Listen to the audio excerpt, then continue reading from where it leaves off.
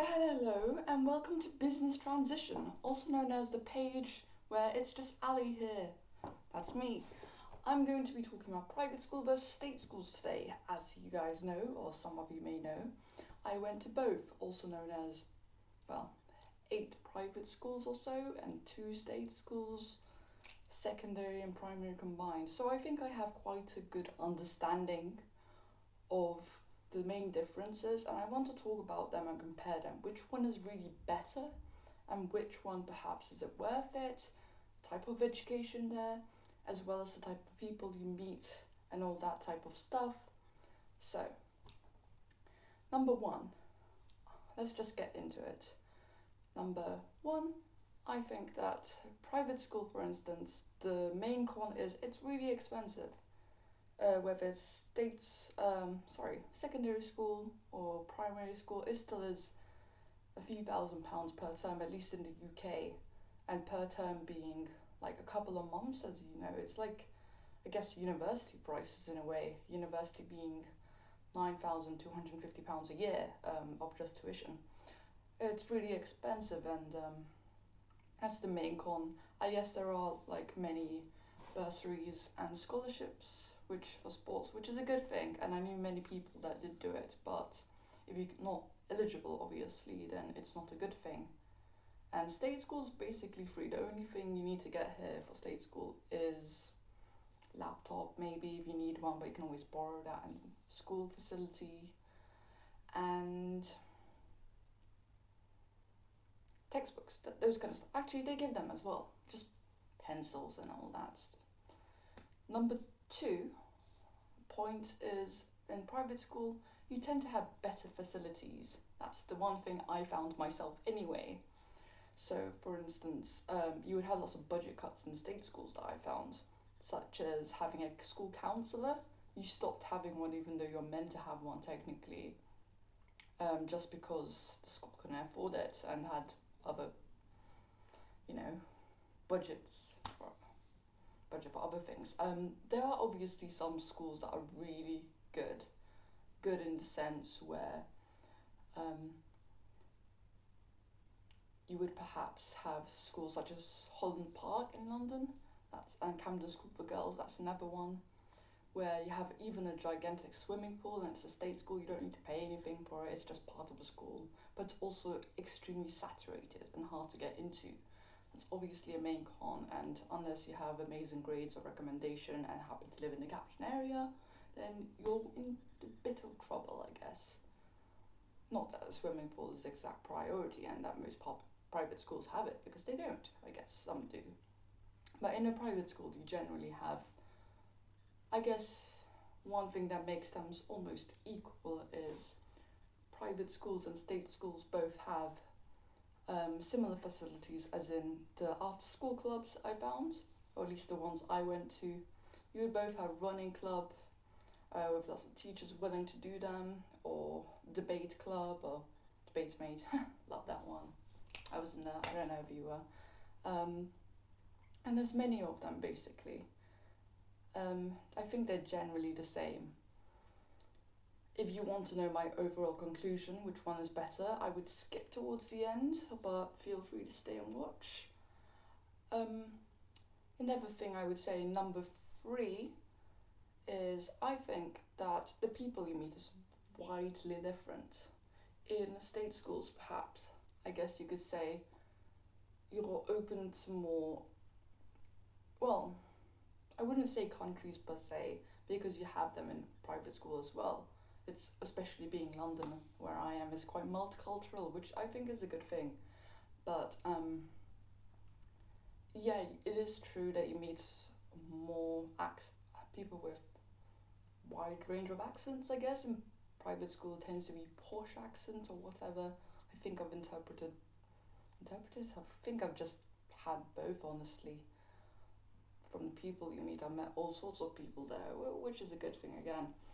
But one con, I guess you would say, about private school is that the people you meet tend to show off a lot, which is good in the sense if you want to make connections, perhaps. Lots of the parents are wealthy, some of them live in really expensive buildings and are millionaires, or perhaps they own oil companies or doctors, lawyers, obviously, but it's not so good in the sense where you feel you must somehow live up to the expectation, especially if if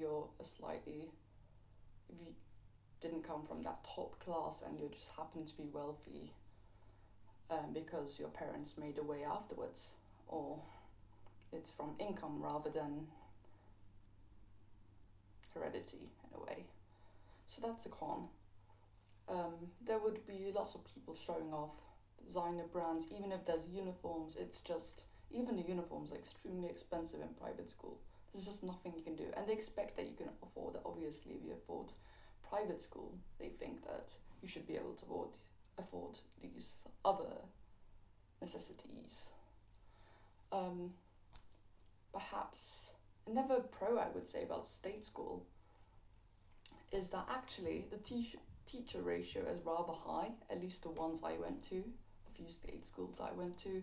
There's 2 teachers for about 30 students, I guess you would say, which compared to private schools obviously a lot, but some state schools have 60 students to 1 teacher, for instance, which is terrible. I guess the state school I went to was reasonably doing well, I mean, grade-wise, and reputation too. However, you could say that perhaps the school, actually, there was a lot of support, and a pro that I really liked about the state school compared to private schools, the teachers generally cared so much that they would stay after school beyond their hours to be able to help you if they think that you would benefit from such help, which obviously is amazing, and I personally love them. I love the teachers, and in private school it seems slightly superficial, I guess you could say, one might argue. Sorry about the noise. And another thing I would like to say is that obviously it's the way you're brought up, you could argue.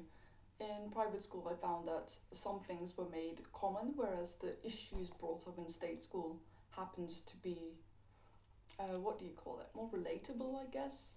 You seem to be taught more things that you should relate to. Maybe they just happen to teach the world news more, whereas in private school it seems to be you're stuck in your own little bubble with all the private schools around you. All the schools are competing against each other, so even if you're paying a huge amount of fees for such an education, which I think the education was the same, by the way. My grades were highly the same, pretty much. It didn't change. Perhaps I made a sudden transition from private to state school because of personal issues, obviously, but I actually liked it better in state school, that's the truth. I still have friends from private school, 1 or 2 people that I keep in touch with, and also in state school I have 1 or 2 people. I just really like it. I guess the people I've met there. Overall, I guess I would find that private schools did have a lot of snobby people. Perhaps, maybe it's just me, stuck to my own bubble a lot. But, I mean, okay, another thing is, a con of state school, I guess, is you had a lot of people getting into more trouble, unfortunately. And another thing is you also had a lot of grade division, in the sense where maybe the private school I went to was quite small, or the most recent one where I spent like 5 years there, studying between year 70, forgot. And generally I would say that, yeah, so you would have about 3 groups, which obviously is, I guess, quite helpful between who has the best grades, set 2, set 3 in private school. But because there's only literally 8 to 15 people in the class in private school, then you get the attention divided equally, but also I think it's better the support in, hang on before you say anything, the support is better in the sense where you're not divided as much, whereas in state school it seems like there's up to 8 sets of 30 pupils to 40 pupils per class, maybe 20 at least, which is fine, but it just feels like 8 sets from highest to lowest. You're ranking people per year, and this would switch a lot. You could switch sets up to 6 times a year. I've had switch between set 1 to set 4 all the time. I remember doing that. And it's generally, it hurts your confidence quite a lot, and you have to meet so many new teachers, which is fine. I guess if you didn't like one teacher, it's easy to switch to another set. If you're not happy, for instance, they tend to listen quite well. I guess that's more school dependent than state school in particular, and I was very lucky to have a good state school, at least one of them.